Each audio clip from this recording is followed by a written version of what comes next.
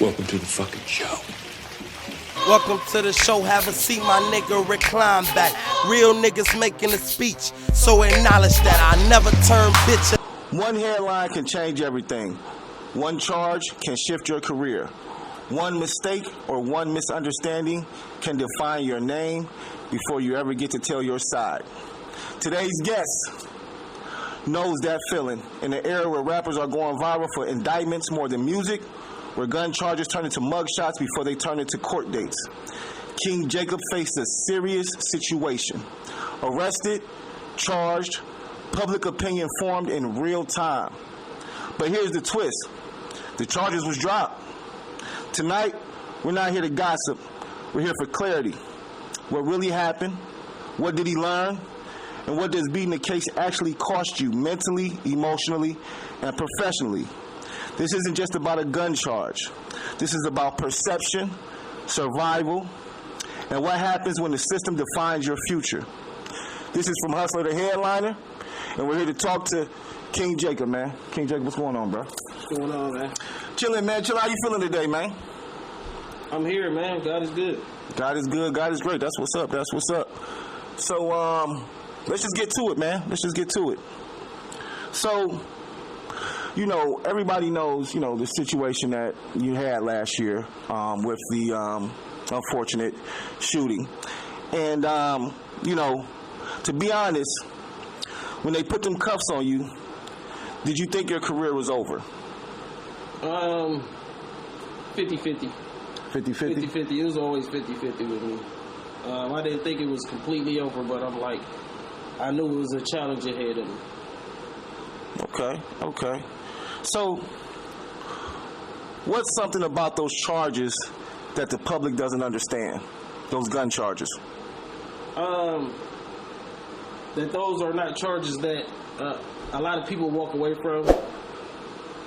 That those are some very serious charges. And it was ugly, bro. It was ugly. So, you know, I know the situation that you went through and everything, and you know, in your, you know, from your perception, how did that day come about? How did, you know, what happened that day that made you, you know, have to do what you had to do?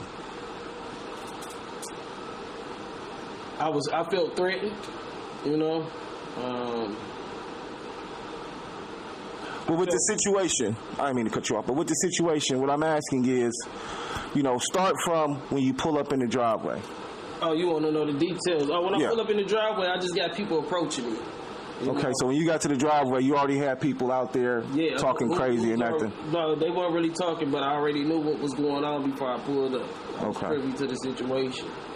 Okay. So I knew what I was walking into. I didn't know the extent of the situation, but I kind of knew what I was walking into. That it could possibly be, you know, one of those situations. So, were you scared, like, when you got there or something? Like, was there some fear? Like, was you scared that something might happen to you or your family or something? Or? I mean, I'm not a fearful guy. I don't really live in fear. I was more afraid of what I might do to somebody else more than what somebody would do to me. Okay. All right. So,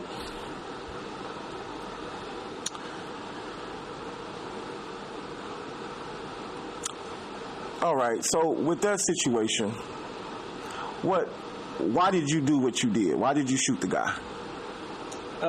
Because I felt like I didn't have no other choice. You know, I tried the de-escalation process, which is always, you know, one of my first options because I know how things can get and I know where I live. So I tried the de-escalation approach, and once I saw that it wasn't no backing down, this person was, you know, really going to try to come for me and continue to come for me. I think that was it. That was it right there. Right, because in the video we do see before the situation happens that the guy like tries to come in your house or like tries to open the door or something like that. Wasn't that you trying to? Yeah, it was pulling on the door. It was banging on the door. It was threats. It was a lot of reaching in the waistbands. It was a lot of going in and out of the houses and grabbing stuff, and it was a lot of that. It wasn't just me. Okay, I'm ready to shoot. It was a lot of stuff that went into that. A lot of incidents, a lot of stuff I seen that really made me get to the point where I'm like, I don't know what these people got. It's either me or them. All right, so once that happened, and once once everybody, found out what happened and the streets was talking, do you feel like anybody disappeared on you? Once you caught your case, do you feel like people, start disappearing? Well, yeah, I feel like, a lot of people, they didn't know what was going on. And a lot of people they're not really like that, They see stuff like that on TV or they hear stuff about it, but facing it head on, I understand a lot of people are real scared. A lot of people really live in fear. They fear the unknown. That's unknown. I was scared to a certain extent because I didn't know what was going on. I didn't. Once you don't know what's going on in the future of things and how things can unfold, you kind of get scared. Bro.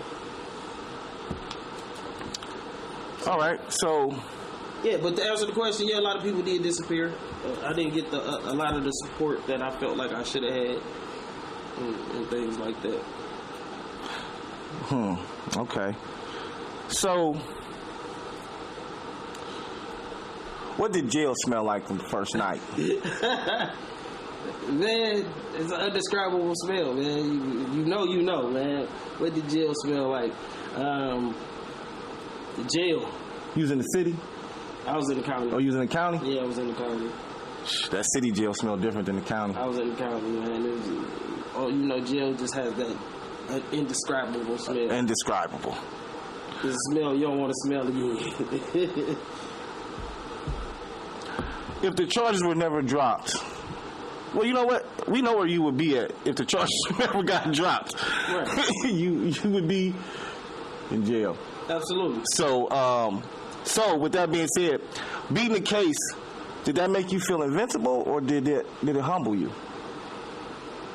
I mean, invincible. What do you mean by invincible? Like, invincible, like, yo, I shot a nigga, I shoot another nigga. Or was it like, I shot somebody, damn, why did I do that? You know what I mean? Like, going back and reenacting the situation, Do you think you could have did it a different way? I mean, I play that shit back in my head 1,000 times, and I feel like no matter what the outcome was, it was going to be the same way. They still was going to put you in that position regardless. But to answer the initial question, you said, do I feel as if I'm invincible? I don't feel like I'm invincible. I feel like I'm just smart as fuck because everything I did was calculated.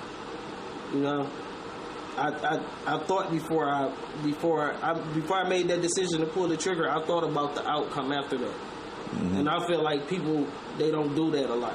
They just act without thinking about the consequences. I'm like, in my head, I'm like, I know if I pull this trigger, what's coming after that? I trained for this. I know what's coming after this. So I think that was important. That was an important thing. Like, you know what's coming behind it. So do you want to do this? If you do this, X, Y, and Z is coming behind it, and I was ready to go through X, Y, and Z. You had gun training, right? So you had, I took the concealed carry class back in 2014. Okay. And I got licensed in 2014. So I took the training. So you know what to do with a gun and things of that nature. What the steps were after you pull the trigger and things like that. So. Yeah, because you said afterwards you said when the police were called, you had to. What did you do with your gun? You said you had to. I unloaded it and laid the magazine and the firearm down. So just in case they did come in, it wouldn't look like I was, trying to right. Of course, of course. So you laid it down with and then when they come in, they just see it down on the ground. Okay. And that's protocol. And I was about to say that's something that you learned in what's the name? Yeah, anything that you do involving a firearm or a weapon, you definitely want to make sure that gun is secure and placed on the floor, or in a safe place, and your hands are up when they come in. So. Bet. So how's life right now, man? How's everything been for you now? Things it's getting better by the day, man. There was some serious charges. I lost a lot during that process. The rebuilding phase has been difficult. It's been a difficult battle uphill, but I got God, I got faith, and I got hustle. And I got wisdom and knowledge. So. I trust the process, So right now, it's just about being thankful and getting back to where I was, Getting back to where I was. I had a lot going on for myself. I still have a lot going on for myself, but the charges derailed a lot of that. So it's like rebuilding, bro. Okay. So when you was going through your case and things of that nature, what were the things your lawyer was telling you, about your case? Like, was she telling you that it's looking good? Was she telling you that it's looking bad? Shout out to Caruso. The thing about Caruso is she didn't sugarcoat nothing. She told me what it was, and she left it at that. She didn't sugarcoat anything. I knew I was facing some serious charges, and she said that. She was like, well, you know what you into, So that's basically what she was doing. She was just keeping it real with me. She was letting me know, like, yeah, this thing can be good. It can go bad. But one thing she did like is, like I said before, I did take the necessary steps. We did have the camera footage, the things that I did leading up into and after the incident. She said she liked that when she finally saw the footage. So she did tell me that. She was like, it's looking good for you. She just kept encouraging me along the way. I was freaking out, but one thing she did do, she went silent on me. She wasn't responding to my messages, and I feel like that was key, because if she would have told me too much, and one time she did, she told me too much, and I kind of went crazy. Kind of went crazy. She told me everything. So is that when she told you that that it's not looking good, or like is that when she told you that yo, you gonna be looking at some time, like I'm trying to beat it, but I don't know? She told me that from the jump. She had confidence 100% of the time. She had confidence, but when they came with their rebuttals, I guess those rebuttals were heavy. But she was like, I'm gonna make them dance, I'm gonna really make them fight, They're gonna have to fight for this. Well, that's good. That's dope. Shout out. I liked her confidence. She was just like. What's her name again? Shout out to Morgan Caruso. Morgan Caruso. Definitely check her out if you guys. Hopefully you guys aren't in any trouble. But if you do get into some, her confidence was through the roof, man. She was like, the way she talked, it was like she reminded me of myself. She seemed cool.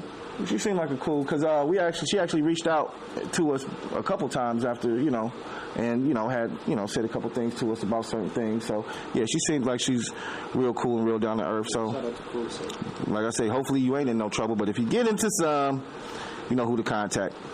So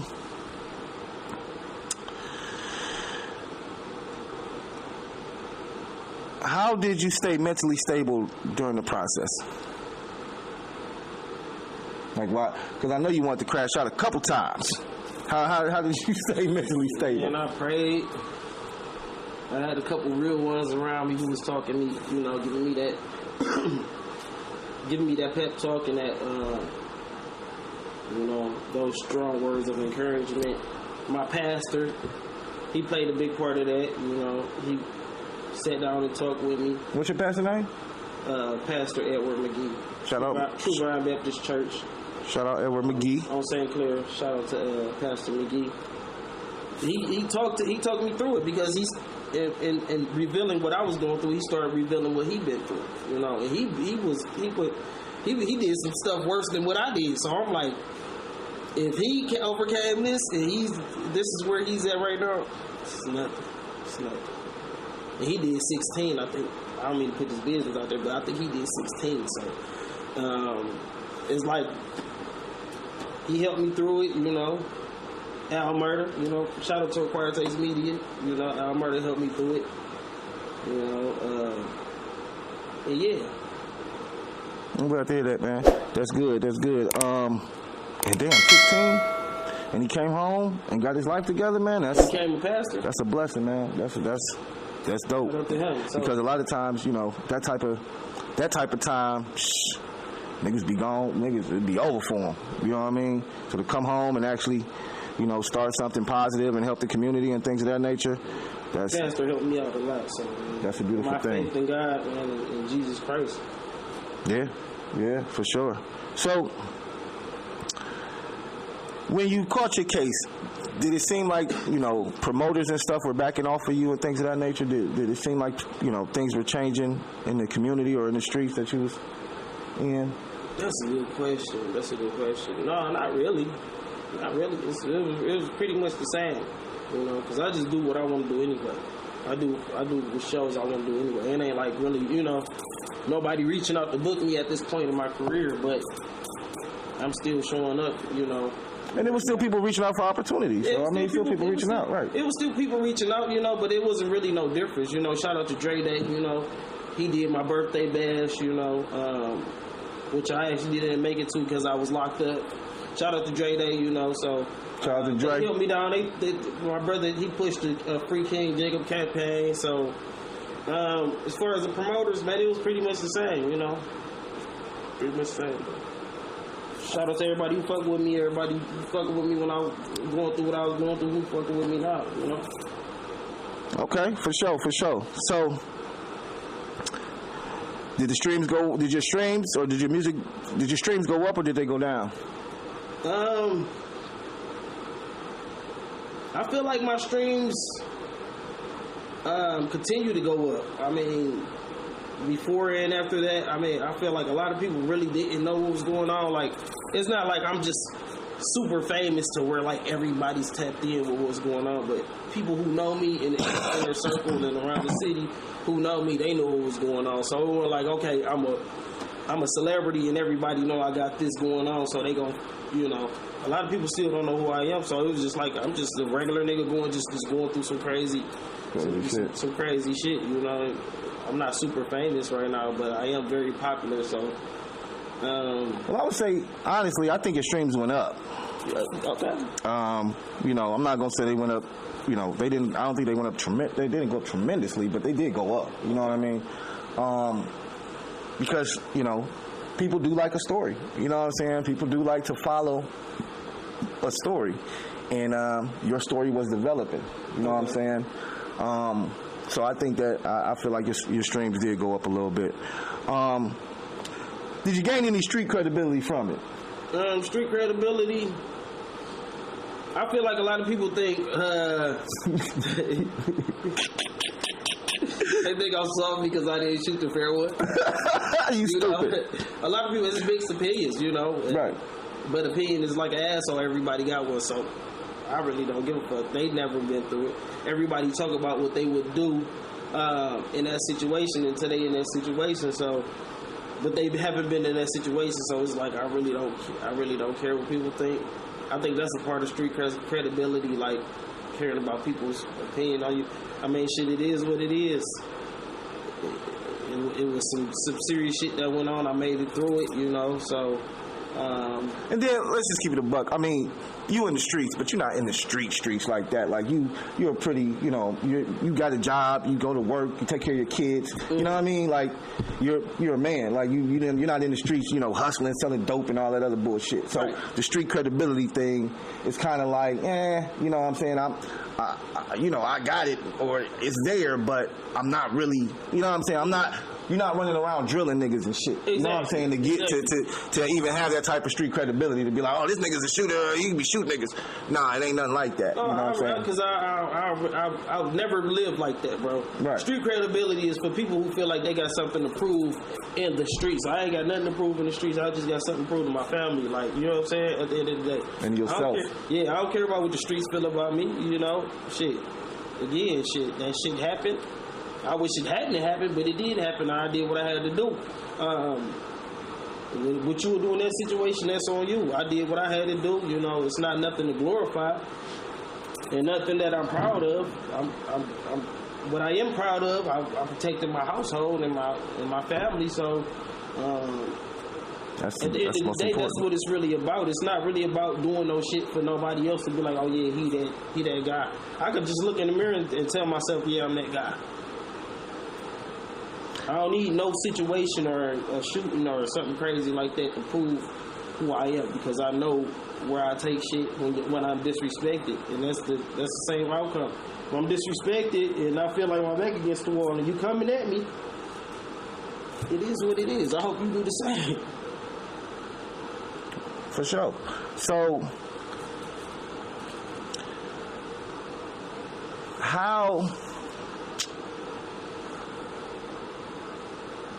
I'm trying to see how I'm going to word this question.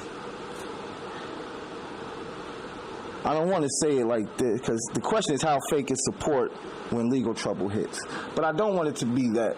I want it to be more like, how fake, or did you start seeing fakeness out of individuals once you caught your case? Like individuals who you felt was like, I thought you was my nigga type shit. And then you caught your case and now all of a sudden they got things to say. Where it's like, damn, bro, I thought you was mine. I thought you was my nigga. Like, oh yeah, because I heard that my cousin, one of my cousins, he supposedly said some shit, you know, like something about why you shoot somebody, what happened to shooting a fair one or some shit like that. A lot of people feel like they really feel in their heart like, I'm not willing to fight nobody, I'm just gonna shoot somebody. Like, I'm just a pussy like that, you know? It was just like a lot of people just saying shit like that. Mm-hmm. I don't know if that answers your question, but it was just... No. I mean, it definitely answers some of the questions. It was a lot of people who feel that way. Like, bro, like, if people knew what I was facing, and I ain't gonna really speak on a lot of the stuff that led up into my decision, but a lot of people say what they'll do in the situation, but until they get in that situation. So, man, can't be bothered with that. All right, so since the case, do you move differently now? Absolutely. I so thought you was gonna say nope. But no, good. I'm glad that you're moving differently. That's good. Go ahead. How are you moving differently? I move differently, but I ain't doing nothing else that I ain't been doing. You know what I'm saying? I know what city I live in. I know what goes on, you know, and I know, you know, what I'm up against. I know what the situation. I know my situation. So, you know, it's pretty much the same, man. It's pretty much the same. Okay. I looking over my shoulder, no. But I'm definitely alert, head on the swivel, you know, because since that incident, I feel like a lot of people feel like they can try me now. They like, well, it's more smoke after. You know what I'm saying? I was cool with everybody before, but now after, it's like everybody like, oh, this nigga think he this, you know, so. We'll get into that. But, so, did that situation mature you? Oh, yeah, of course. It matured me because I ain't really been going outside, popping out as much as I would normally do. Maybe that answers the last question. So I do kind of move differently. Yeah, I ain't outside as much as I would be outside because it's so easy to get in trouble and so hard to get out of this shit, you know? But it really don't really matter. You see that shit was brought to my house, so it don't really matter. But I just don't want to be around people as much as I normally would be because nobody was around when I went through that shit. So it's like, I want to be around people now because I'm back home and I got my freedom. I wouldn't have been around the motherfuckers if I was locked up. So, all right, bet. So, with that being said, because we're not gonna stick too much on this because it's old and people already know what it is. And like you say, people got their different opinions on. Because I do remember when it happened, individuals talking about, oh, why don't you fight him and you this, that, and this, and it's just like in my opinion, after about 30, maybe 35, ain't nobody fighting no more, nigga. Let's keep it a buck. Yeah, that's the thing. Niggas is too old to fight. Like, don't get it wrong, don't get it twisted. If a nigga in a situation and has to defend himself, that's what he's gonna do. But if I'm at my house, nigga. And a lot of people don't know the situation. I can see if it was just me and one person. It wasn't just me against one person. It was other individuals. Oh yeah, exactly. It was a whole family. It looked like you get to fight with one person. You gotta fight everybody. And then you get your back turned. Somebody walk up in and stab you or anything. And then you don't know who in their house. Yeah. And they live right next door. If you win in a fight, you know what I'm saying? Right. So it's like a lot of people say shoot the fair one, but ain't nobody. It wasn't a fair one. It wouldn't have been a fair one because it was more people against you than you. Mm-hmm. You know what I'm saying? So it wouldn't have been a fair one because as soon as you went out there and got to whooping the nigga, his peoples would have jumped in. Because I definitely see the mama looked like she was ready to fight. The son, that nigga looked like he should be playing basketball somewhere. You know what I'm saying? Like all of them looked like they, you know what I'm saying? They wasn't little people. You know what I'm saying? Then the one dude, he just came home from murder. Yeah. Like, he just came home from murder. Yeah, you just came home. So ain't no telling what on that nigga mind. He might have definitely had something to poke you up with. You know what I'm saying? Just because, nigga, that's where he from. That's his mentality. Yeah, and he in your face telling you what he gonna do to you. And he telling you he gonna kill you. And I don't even know you. Right. I'm about to, nigga, I heard this shit they was saying, nigga, your kids, nigga, your kids come out. Like, nigga, nah, like, honestly, and, I know a lot of people say this afterwards, and, you should have put him down. You know what I'm saying? Like, nigga, you should have put him down. Because I even heard a lot of people say, nigga, if you would have killed him, you probably wouldn't even have to go through all the shit that you went through. Honestly. But I'm not saying to kill people. But I'm just saying, in this particular situation. I've been told that. You know what I mean? Like, they like shit, nigga. I've been told that, but it's like a lot of people say what they do. But, again, in that situation... Right, killing somebody is some big shit. Like, that's not some little shit. Big, Right, that's not no little shit, bro. It's definitely traumatizing. It's traumatizing. A lot of people don't know how traumatizing it is to shoot someone, let alone take a life. Just because I shot somebody, I'm not cool. That shit still play back in my head sometimes. You know what I'm saying? I still had nightmares about the shit. That shit gonna haunt me for the rest of my life. So it's nothing to brag about. You know what I'm saying? It's crazy. Well, when you get when you get back on your feet, man, you might want to go, get some therapy. You know what I'm saying? Go talk to somebody. You know what I mean? Absolutely, because I got past trauma. I've been seeing crazy shit like that, all my life. But I know how to deal with it and cope with it, and not be out here on no, crazy, nonsense, mental health and try mental health and shit. Because I've been through a lot of shit. But I mean, it is mental health, though. It definitely is. It is mental health, but I feel like if you got faith and you got God, that shit won't affect you. That shit, but it affects a lot of people. So no shade to nobody going through that, but you keep yourself in check, man. My mental health had to be strong to get through this shit, bro. Yeah, it definitely had to be, for sure. For sure. And, once again, man, just glad that you came out of it, you know what I'm saying, the way you did. I had faith, and I felt that you could beat it, and I really felt like you could do it based off of the type of individual you are. Yeah, you know what I'm saying? Had you been a street nigga and all in the streets and selling drugs and doing all this other crazy shit, then your ass was gone. You know what I'm saying? We talking clean driving record. Right, this is gonna put you under the nigga. They gonna put you under the prison. Education, Right, so CCW training, Exactly. Followed every step. Like, my record was so clean, it was nothing that they could do with me. I feel like they were getting bored. Oh no, they was trying. Nah, because they all, nigga, any black person getting the system, they gonna try to sink you. But I'm gonna tell you, really, your lawyer is who saved you, nigga. Yeah. You know what I'm saying? Shout out to her, but I feel like it's the way. Caruso. in addition to what the lawyer and the magic that the lawyer can do, is the way you live and it's your record. Oh yeah, absolutely. It's your repetition that saves you in the end. Had I went in there with a lawyer and, you know what I'm saying, I had a lot of priors and shit, I don't feel like the scenario, I would have did something. I would have did some time. Yeah, I feel you would have went in there with a public defender, nigga.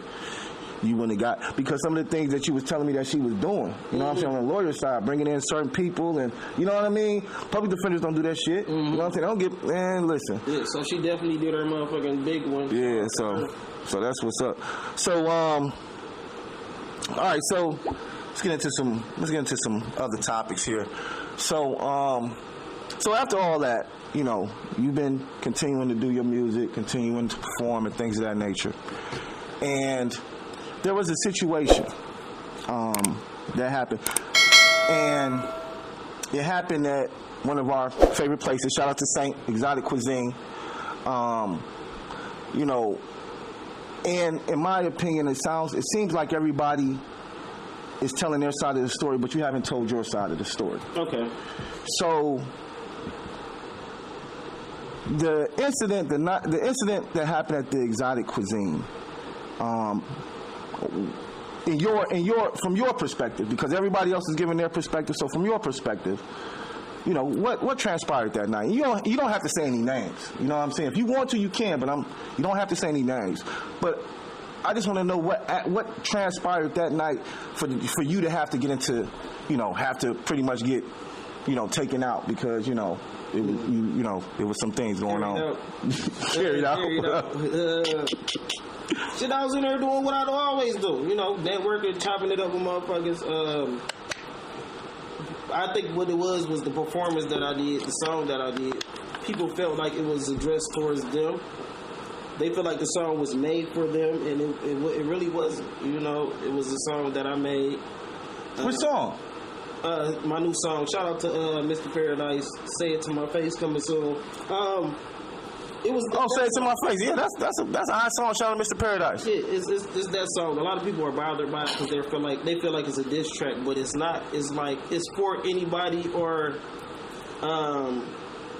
anybody who can resonate with people talking shit about them, but they don't say shit to their face. Right. I mean, I would think that anybody would think the same thing when they hear the song. Say it to like it's just. So people feel like I was directing that song towards them. I made that song for them, and when I was performing it. Unbeknownst to me, somebody was in the corner recording me, getting hype, you know, getting ready, you know, to attack, to possibly attack me. So shit was brewing. Wait a minute, what? Yeah. Hold on. I'm sorry. Bring that back. Somebody was recording you? Somebody was recording me. Had their phone. I'm like, yeah, this nigga. I'm waiting on this nigga to say it to my face or some shit like that. Like, nigga, individuals were really bothered in the building about that song. Oh, what? Damn. They was in the corner plotting, you know, about the song. Wow. Okay. But I mean, that motherfucker just doing me. You right, just doing the song that you recorded at Mr. Paradise's house called Say It To My Face. Yeah. Okay, so you do the song, people start taking it personal. Yeah, so they feel like, it was said that I should have read the room. I read the room all the time. What you mean read the room? I can't do a song. What the fuck you mean read the room?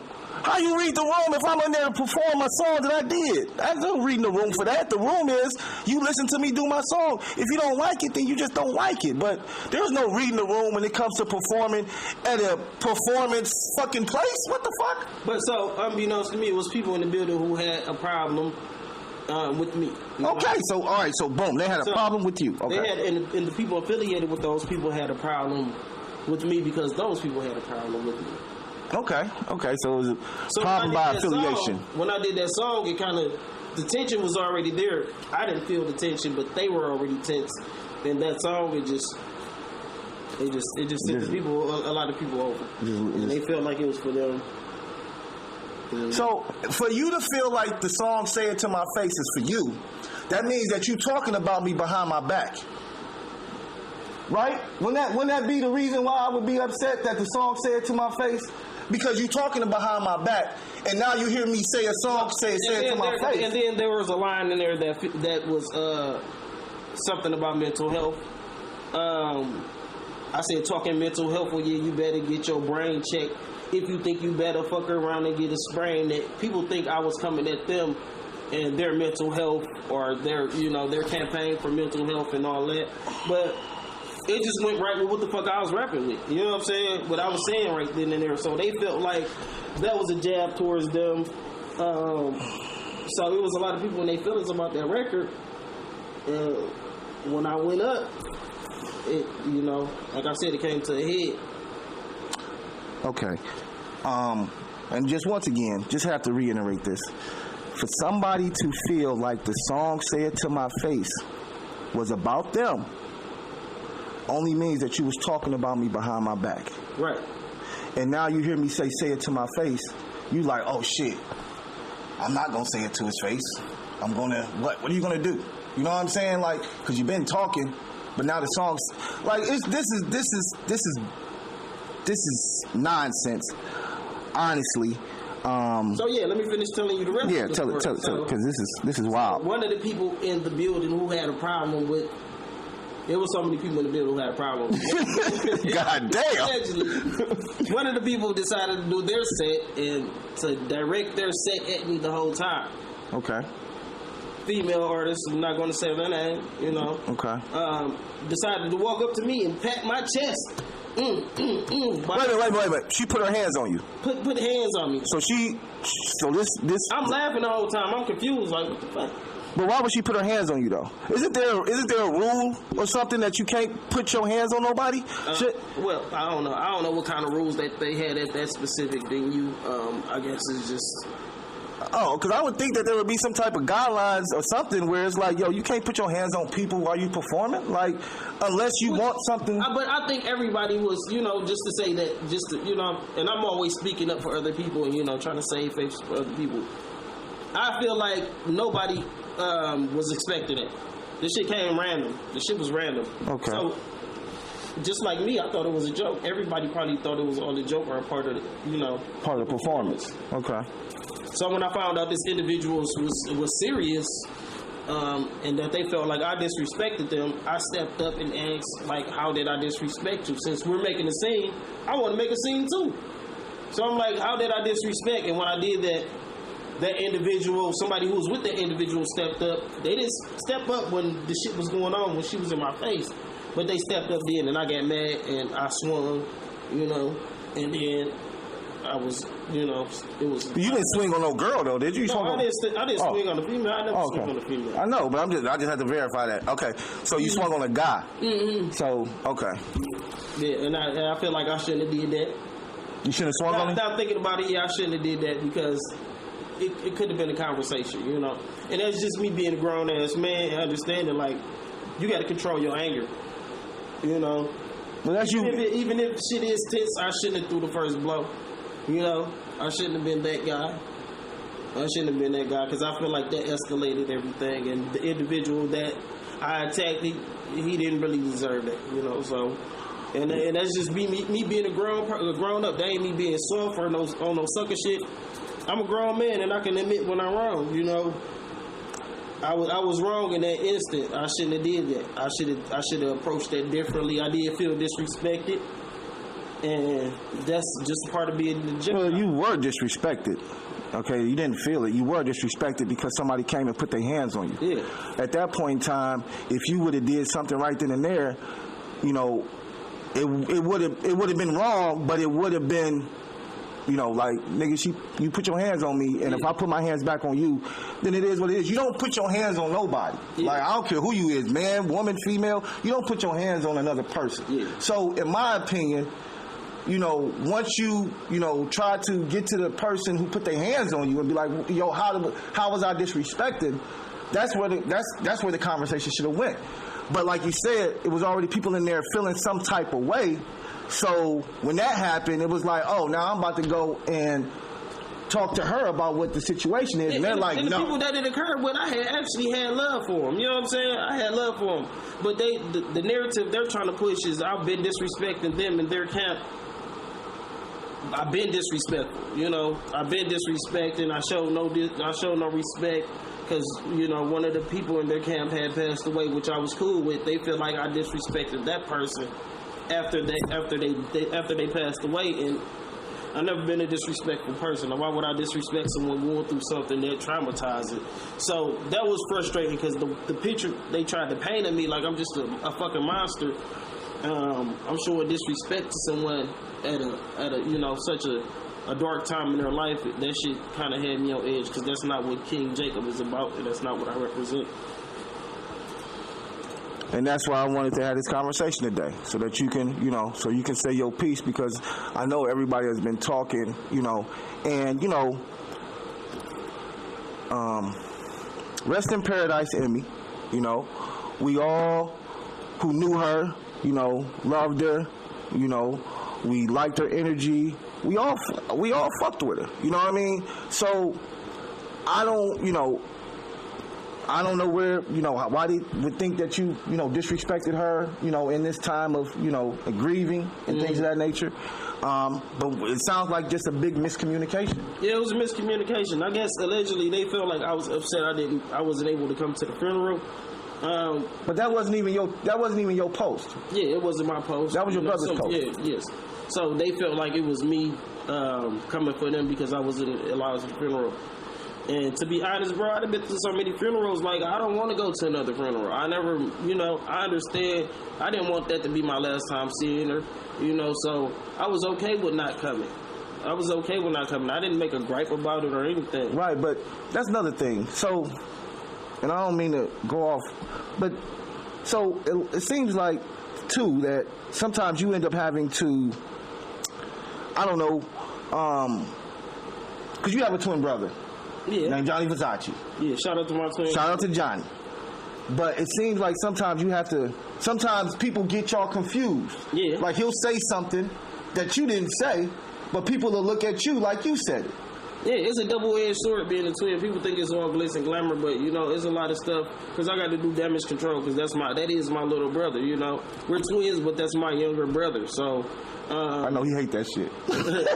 that's my younger brother, so, and he's not perfect, and neither am I, you know. So sometimes we all need somebody to, you know, pull us to the side and be like, bro, okay, I don't feel like you should have said that, or something. That's something that you could have kept to yourself, or you should have said it a different way.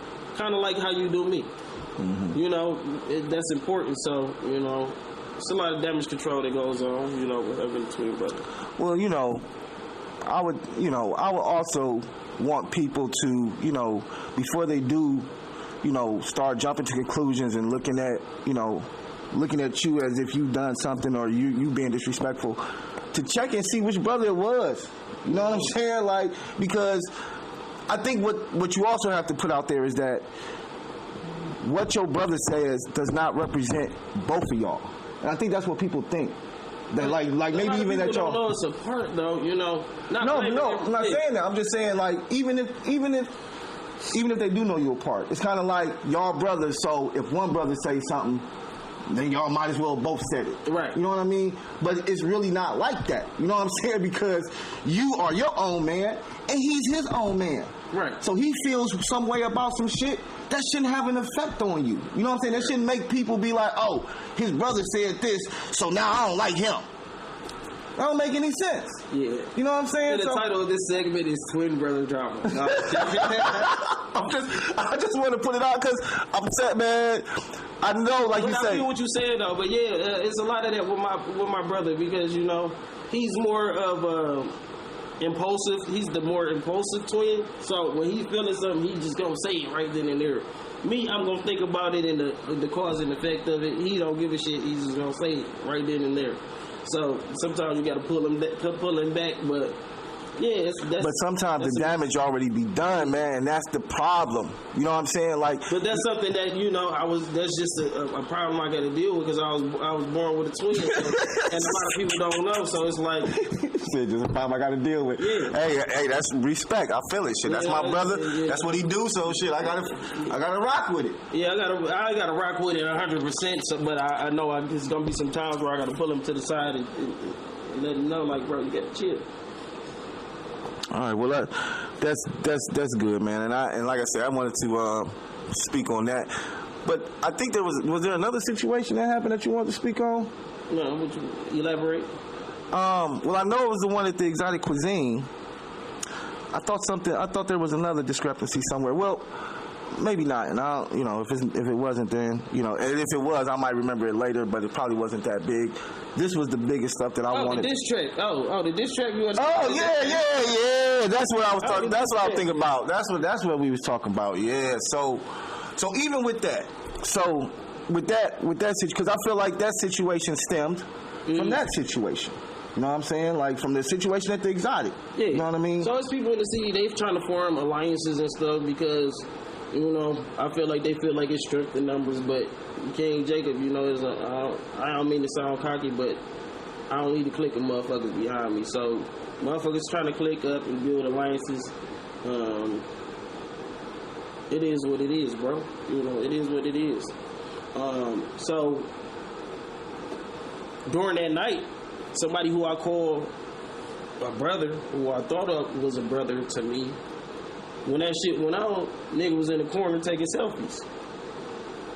You my brother, you hollered that twin shit all day long. You my twin, you my brother, when we gonna do a song and shit. But when I get into an altercation, I'm not expecting you to jump in and pump with me because I know you not like that.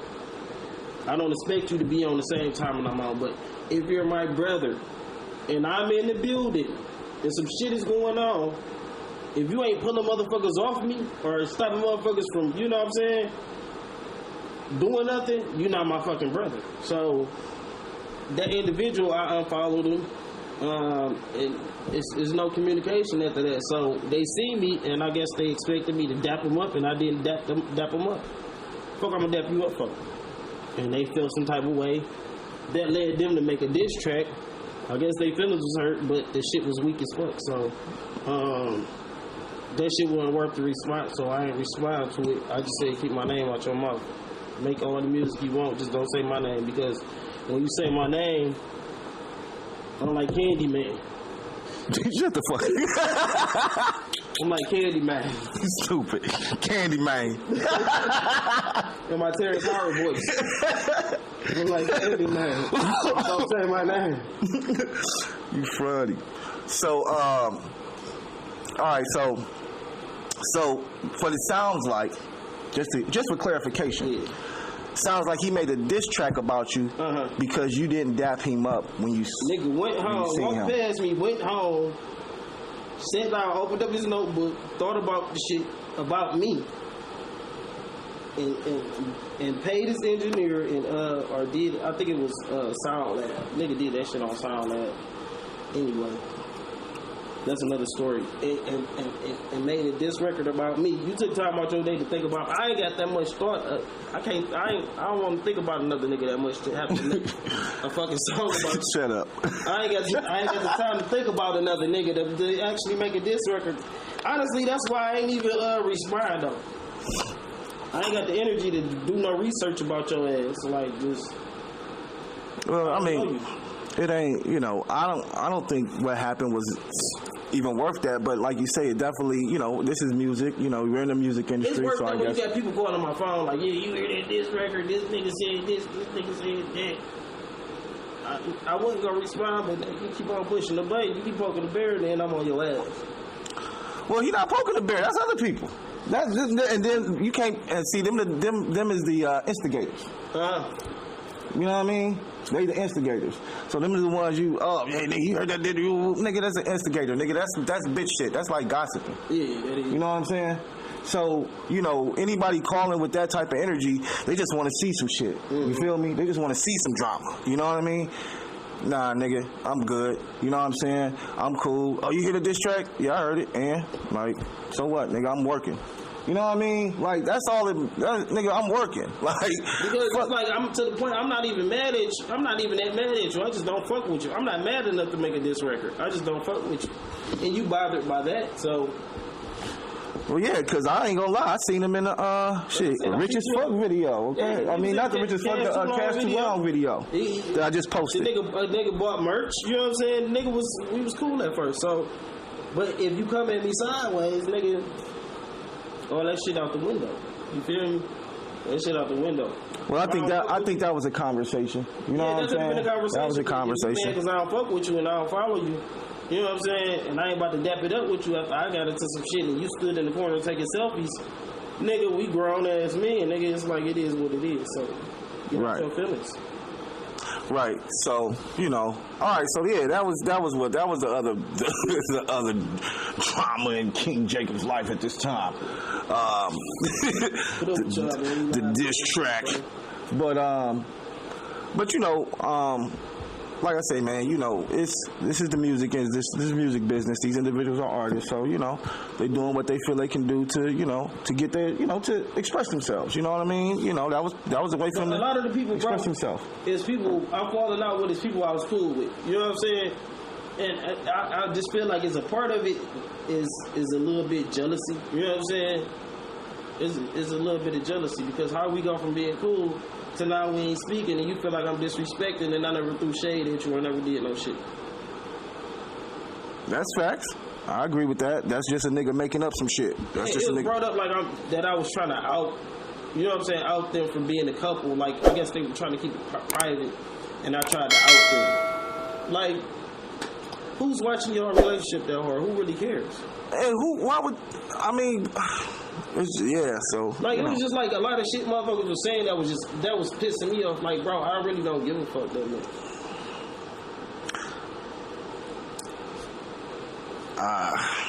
I don't know what to say, man. We just gonna leave it at that. I just feel like you said, man, people are trying to make up reasons. Everybody want a reason to have a problem with me. Right. And, you know, and that's fine. You know what I'm saying? If that's how they, you know, if that's how they feel, they want to feel, that's cool. But, you know, my thing is, you know, that's, you know, the same people that, you know, that are having you're having these issues with are the same people who really push and promote, you know, togetherness. You know what I'm saying? Hey, man, we need to be working together. We need this. The city needs to come together and do this, and we need to do this. And they the main ones. I mean, they only fuck with their people. You know what I'm saying? So you can't keep pushing this whole narrative of us all working together when y'all is clicking up. Right, when y'all niggas only working with the niggas that y'all want to work with. You know what I'm saying? You know what I'm saying? I fuck with Acquired Taste Media. You know, we do business, but I ain't clicked up. I ain't around here looking for no motherfucking group of motherfuckers I can, you know what I'm saying? Just to be a part of a clique, like, fuck all that shit. I'm a one-man army. You know? I cannot be recruited, you know? We can do business together, but me being under, you know what I'm saying?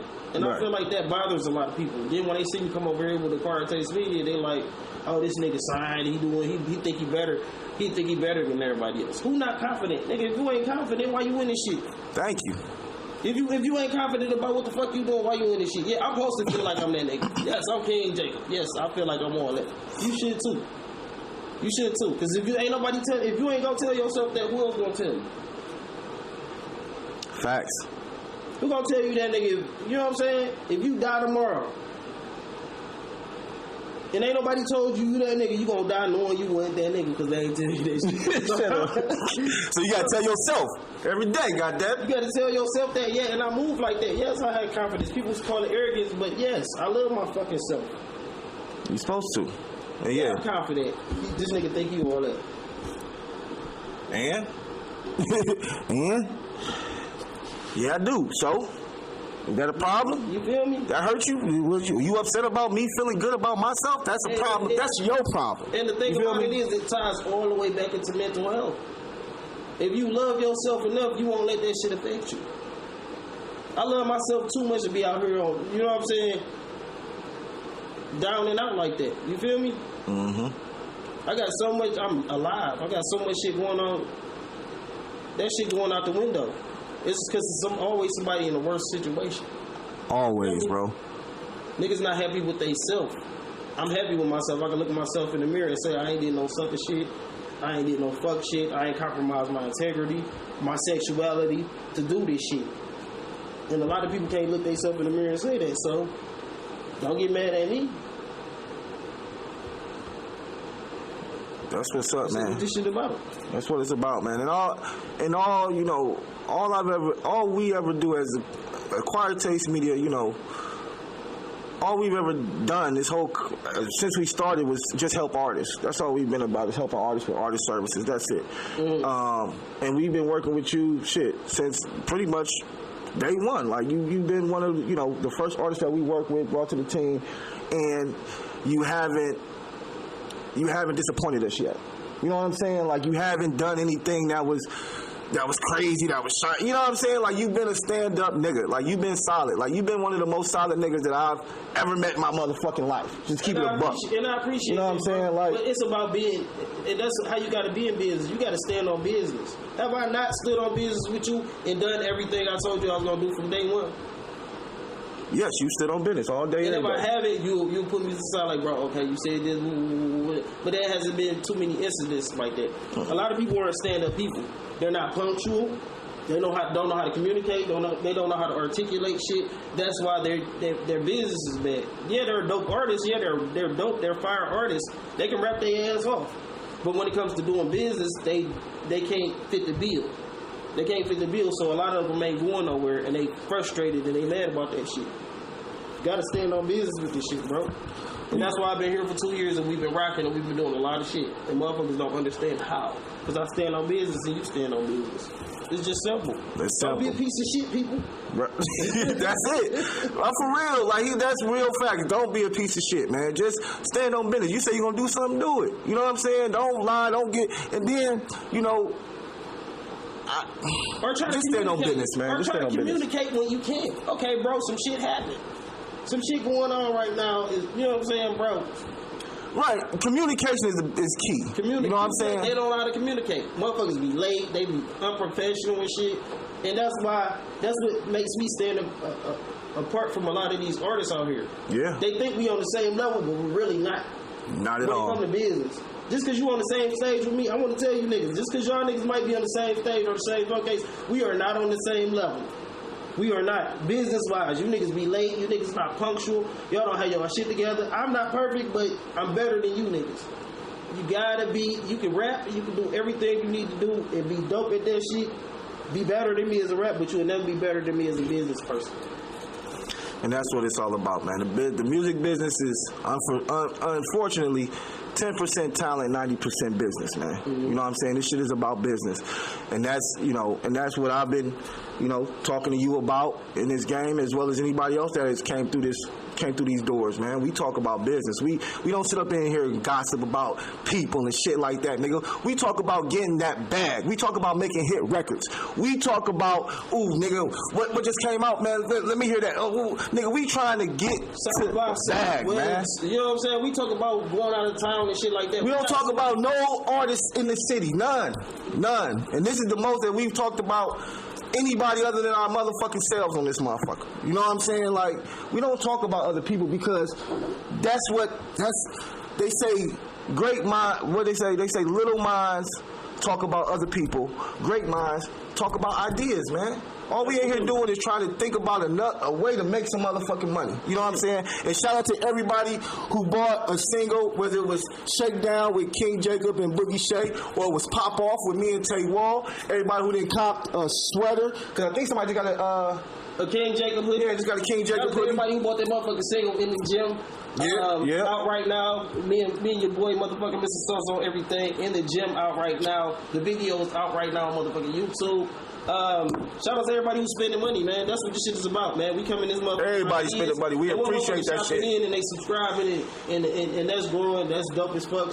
Shout out to Casey Crutcher. She copped the motherfucking hoodie. So yes, I'm gonna give her motherfucking love. Shout out. Shout out to Sound Reading out in Detroit. She always showing love. Oh yeah. Always showing love. Sound Reading had me come out to Detroit and gave me a bag to come out there. Shout out to her, man. Shout out. What we talking about? What we doing? You know what I'm saying? We talking about real fans. Shout out to the real motherfucking fans who clicking that link in bio, who buy our merch, who really shopping with us, man.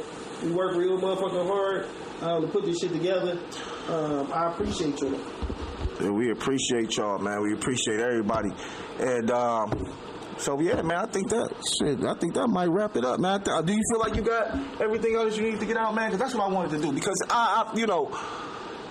Yeah, I think we pretty much touched on everything, man. Because my thing was, since you're an artist that I do work with, I was definitely seeing everything that was going on. See, I just see shit. I don't comment on nothing, nigga. I just watch. I watch how niggas move, watch what niggas do. Watch what niggas say. And I was just seeing how it just seemed like everybody was, you know, trying to comfort you. You know what I'm saying? I'm like, what the fuck did you do? You know what I'm saying? I didn't even ask you. Like, I feel like showing love has been a weapon, you know, has been a double-edged sword for me. You know, I done showed so much love, even with the situation that I got into. We showed love to the people next door. It was times they didn't have nothing to eat. We opened the bar door. They knock on the door, get the pop, juice, chips, all that shit. You know what I'm saying? I done made Alfredo. I done cooked for their motherfucking parties, all kind of shit. I done showed love to these people. So for them to do that and say what they said about me, that shit was kind of crazy. You know, because I'm a giving person. Even in this industry. I mean, since I've been in this game, I showed love to motherfuckers. Pay for features and all that shit came and bit me in the asshole. When I'm an asshole, people like, oh, this nigga mean. This shit was what you made me, man. Well, no, people don't ever, you know, and that's facts, because people don't ever think when they meet a motherfucker, and the motherfucker might not be, you know, who they thought they was.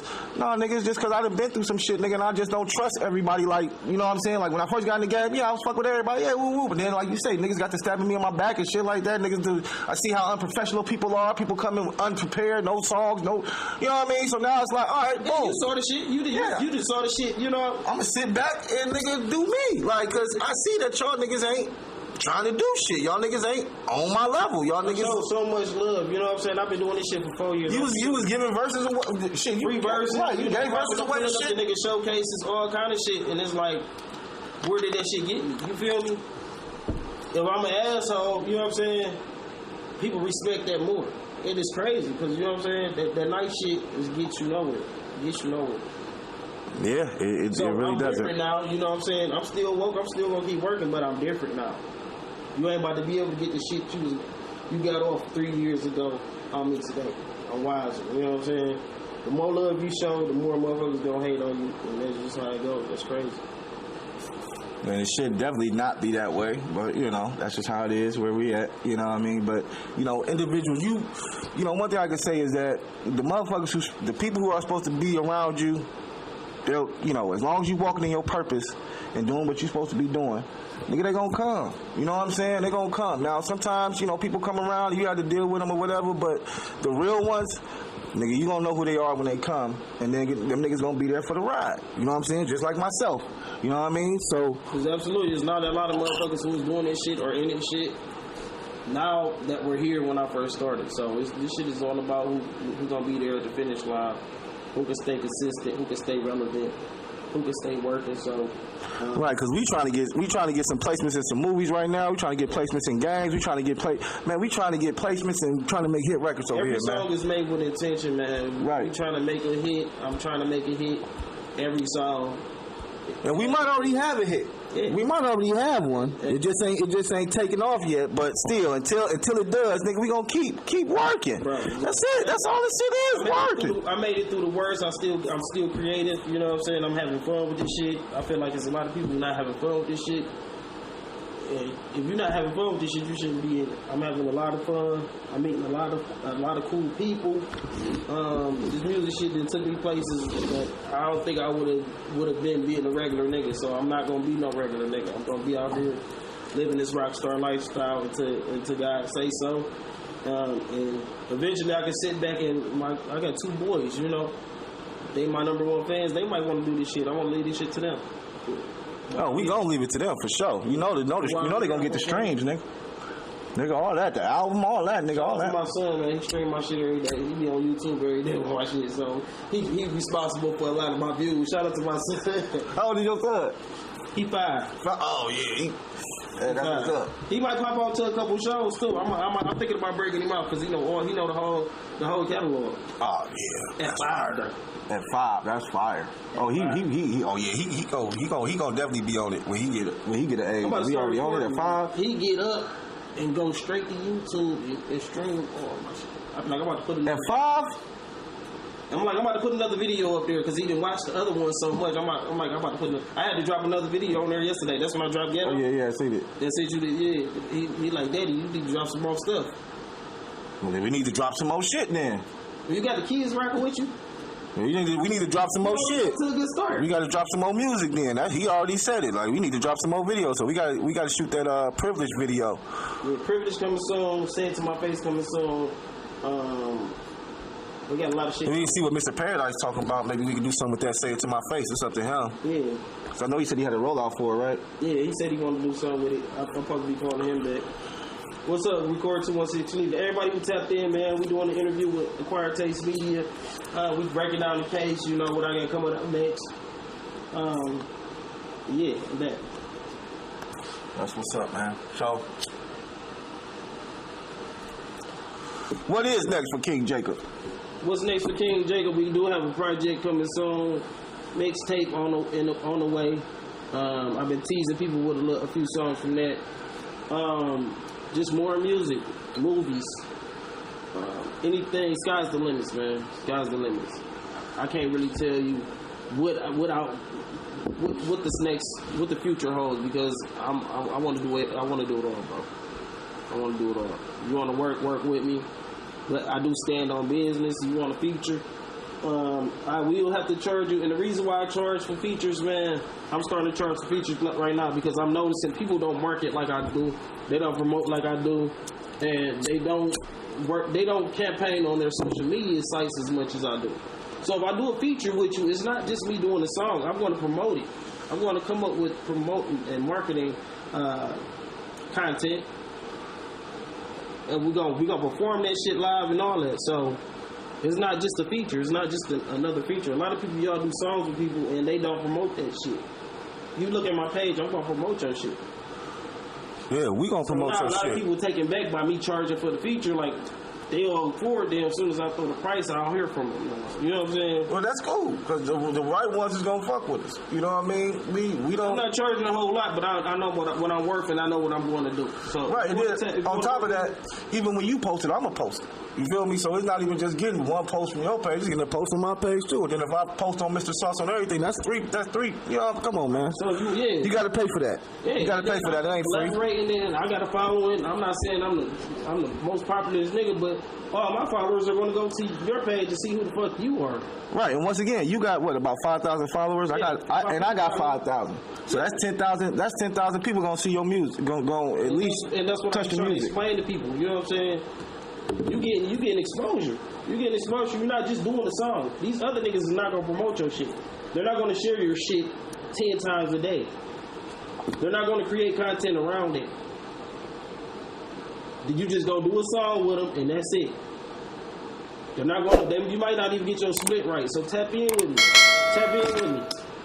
I ain't charging a whole motherfucking lot. I know we all in this shit together. We trying to come up.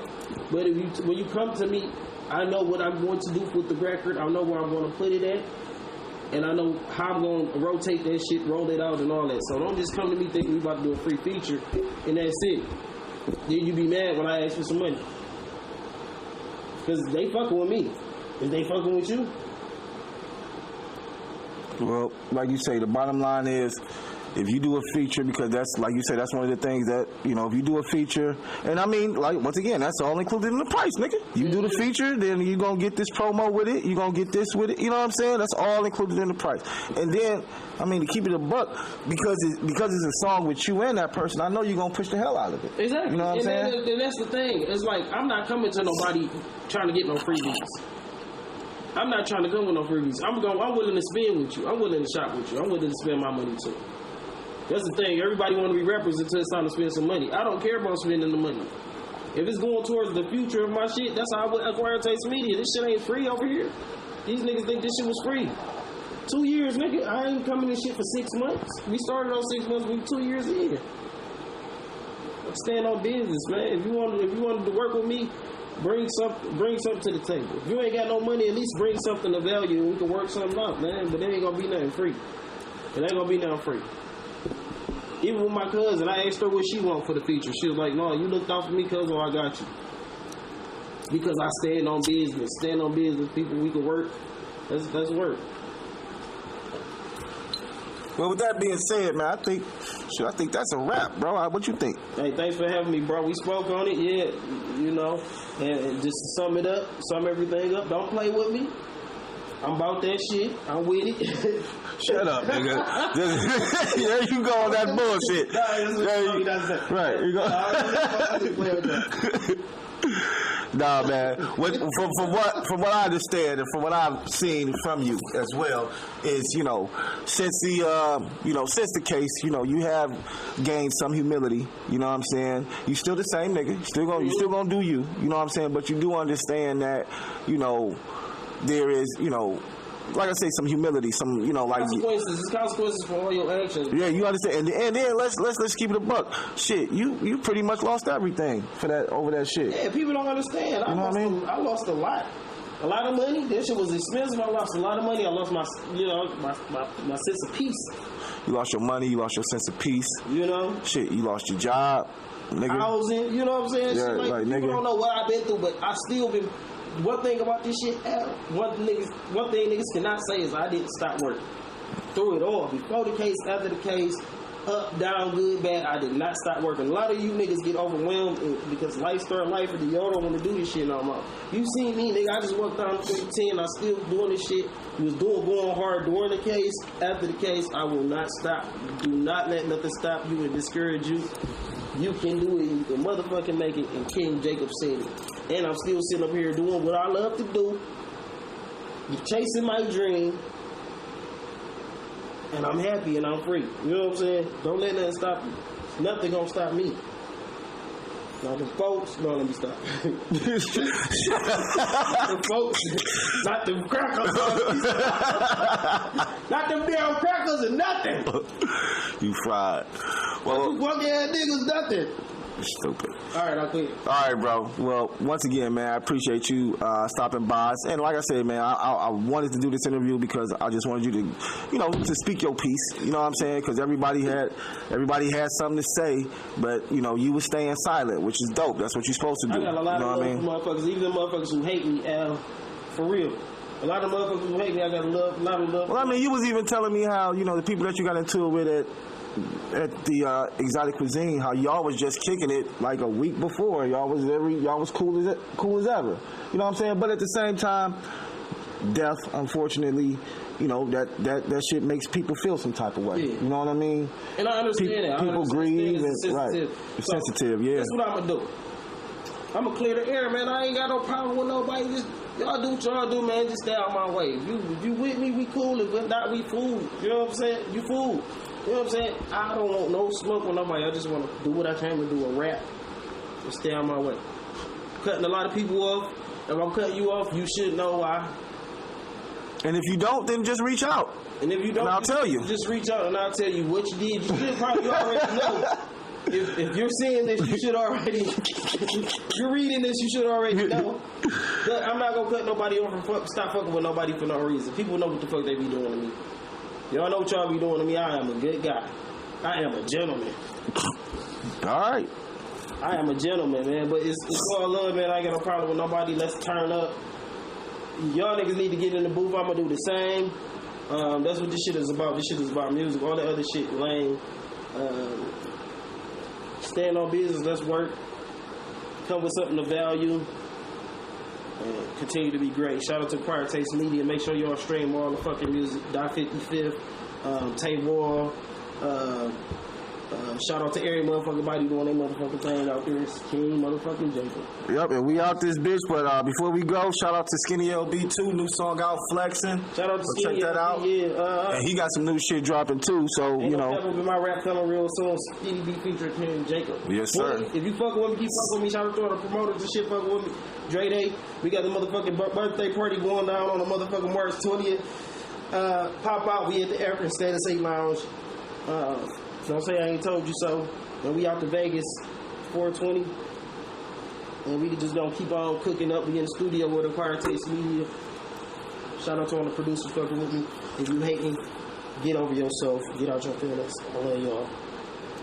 All right, y'all. And on that note, you know where to find us at Acquired Taste Media. At Acquired Taste Media. And this is from Hustler to Headliner. And Kiing Jakob, bro. We out. We out of here. Peace. Bye.